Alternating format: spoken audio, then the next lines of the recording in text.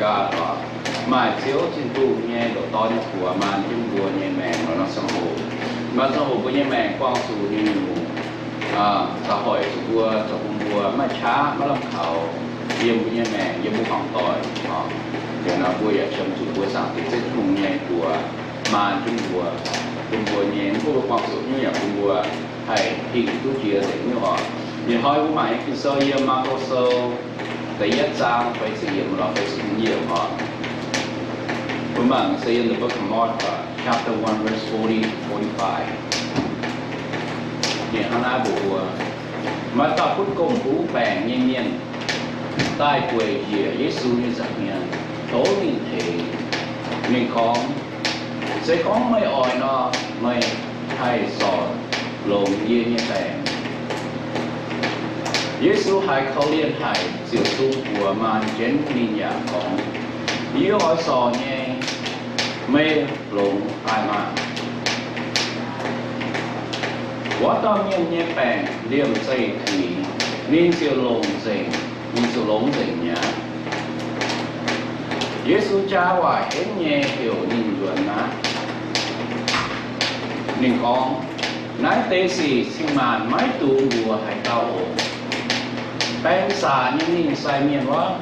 ผู้นิ่งซามังนิ้วอสุเอโมเสกีเนเลต่อแสงผู้มีเสียคุณคุณคุณ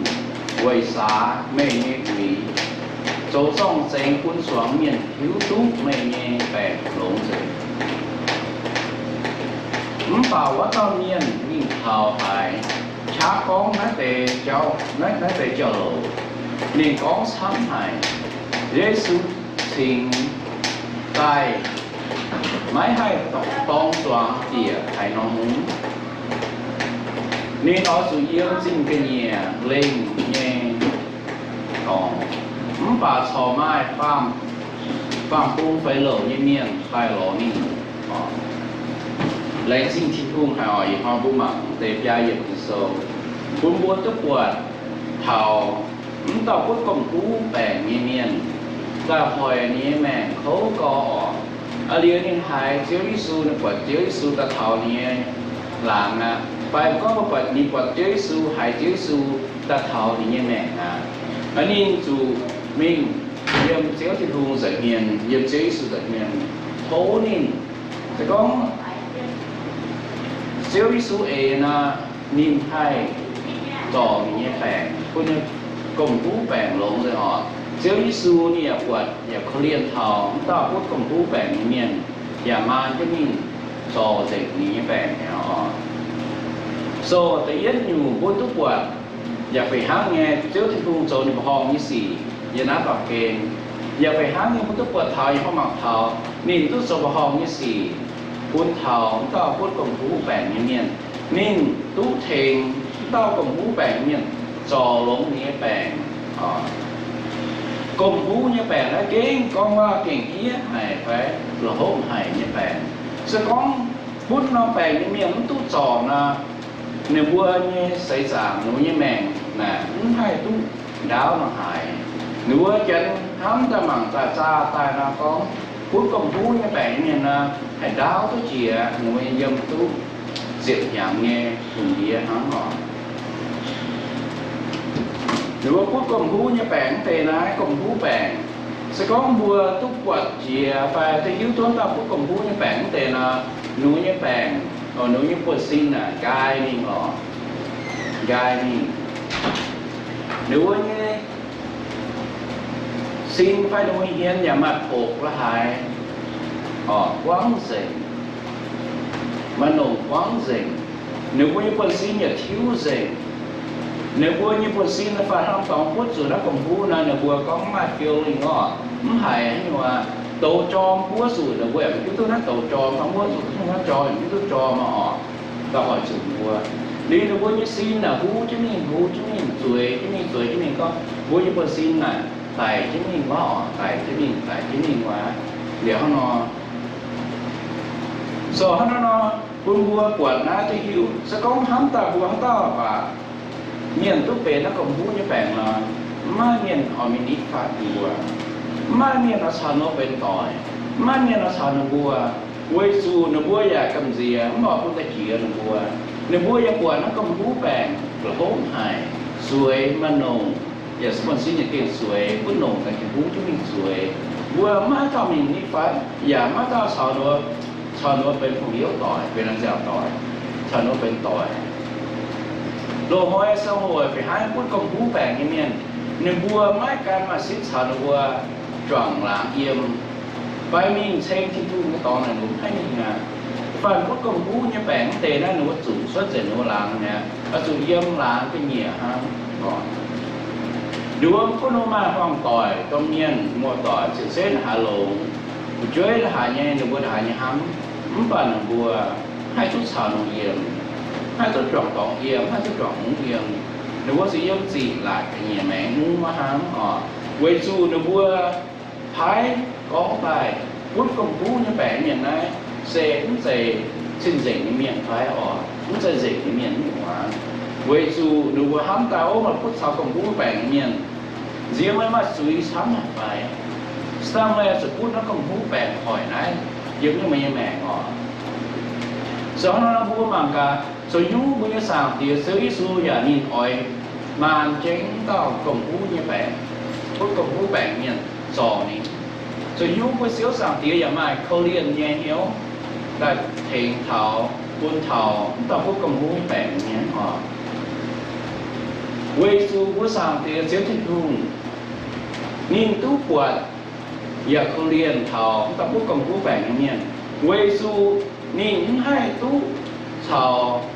nhẹ làng, thọ nhẹ béo sông nhện, dâm, nhìn nó su mi dâm cái nhẹ,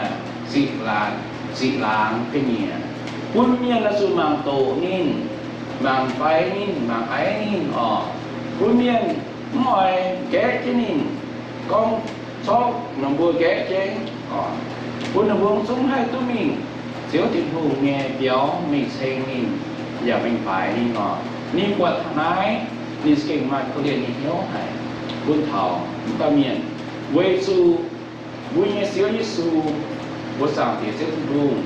Nín dìa nắp bằng kênh bài nên ta mang kính miền mang kính tề miền tài thiền tung ở chủ khấu nhóm tề tung ở chủ nhé nhóm tề tung chủ ghé phong tỏi nhóm tề nên nó dìa cái quê chế lọ với sản thiệt xét nên hùng lọ với xíu Giêsu thố nên và hiểu nên và bùa thả nên sẽ có nên ỏi nó nên hai thể bùa dò lông dệt tung như nhu tung số bể công cú như bèn yếm như mèn nái vì như hung bùa man chúng bùa giờ gió gọi tung như nhu công cú như bèn khuất dìa tổ khuất nhỉ búa quảng dệt nhỉ hai bài cú thảo bùa như mèn cú thảo với bận xin cú thảo với như sản phim má cú thảo với hoàng cõi. So the Lord your God will move with compassion and will stretch His hand from heaven. You will be touched and clean. Sẽ có mấy tôi thố và tôi hiểu mà sáng tiếng trước tình hùng. Mấy các quật dù mà chiếm dù nhé. Mấy mình lo nên mấy mình hiểu nên. Nên nhà ở ngoan hay mà nhé ta cầu như hòa. Nên nhà ngoan hay mà thố như hòa. Nên nói xuống nghe nhé hùng của yếm trên tông dìa ta mang chứ mà nhẹ mẹ quê chú ní quạt thảo mây ní khổ liên thảo mây ní nhà hám thảo mây nhà quân mẹ túc lộn ní ngọt quân công hú nhẹ bèn hắn nhu tụng cho bê công hú nhẹ bèn yếm hay hỏi chú mày quá ní hỏi thế mới sò gì ní nói thế mới miệt gì vui nhẹ công hú nhẹ bèn mà hắn nhu cho bê chú bê công hú nhẹ bèn. Is it because bùa mà sang hồ bùa mà miền số là phải số gia đình là phải bèn sự bùa mình số cũng bùa lười mình ngõ mình miền nhập giáo thành miền số là phải mà miền quê chứ không mò phải giờ số cũng bùa lười mình hay cũng mà tiêu chỉ giáo hay bèn sự bùa mình cũng bùa hai mình thảo này không mò phải đi sai giáo phải mình mạng thần bùa phải mà hay nó còn hú bèn họ rồi bây giờ còn hú bèn tung số là bài hỏi ở sự nó vua hiện nó là bài mai được cho rằng nhập môn phải ham xong thời y môn phải họ vuaอยู่chú cho xuất thầu nó sang hồ tài mà hay nó số còn hú bèn sự cái sự phim miếng họ ghé sự vua miếng rồi nó là ham như ghé trong vua miếng hai thầu siêu giật mình xem mình bài mình mà hay nó còn hú bèn yêu chủ mình hiểu số bố mẹ giáo số bố mẹ giáo hát sang nhà mà giáo cái gì hát sang nhà má làm khảo má làm hám nhân chứ mà nhà mẹ nó sẽ hổ hám để nhớมันcòn phạm hám mà anh nhung còn hú bèn số về mà những cái chia phải họ bố mẹ hát sang nhà mà cái chia cái gì má nói cái gì mà anh nhung còn hú bèn ta hỏi chứ mấy quần xin cho bố má bèn mà xây nàng cái gì má sản hám họ tôi nghĩ nhiều còn hú bèn mấy quạt tháo hỏi chúng mày ghé chúng mày phèn chúng mày xem phim mày hiểu mày ta cáo mày thố mà sang thì chế sự nếu như muốn hay mày ta cáo như hòa nếu như quạt thầm như mẹ nếu như do nếu của man chứ mày mẹ man chứ mày tôi mà chiếm chúng mày tôi nhiều hỏi chúng mày tôi nhiều số phút số bên cùng hú bèn hỏi mà nhé ghé cái ninh thầm mày cố mình nói là ham nghe cô như chán như ghét nhé mày cho cũng mày nuôi nó mà mình xem nhìn phải bèn số mày nó mà mình phụ nhìn phải ghét cho mày ngon mình cũng mày hát mình bài mình phải xíu thì hôn quật này nhà mà khâu liên như nhau nhà mà hám như nhau nên thấy mày miệt giờ thấy mày sò giờ thấy mày suy gọi sò lồng tung như nhiều công cú bèn hỏi số mày hỏi chúng nó hoang tỏi hỏi chúng nó chuối hỏi chúng nó công nhiên họ hỏi chúng nó hiếu họ chúng xem phim này mày xéo trên vùng như quạt thảo ní giờ hám mày nè liền mày sẽ có mày thố nín mấy hiểu nín ní giờ xuống ní hung của dân thiên tông địa tài mà chứ mày thấy mày sò mấy công bút như vậy như mẹ họ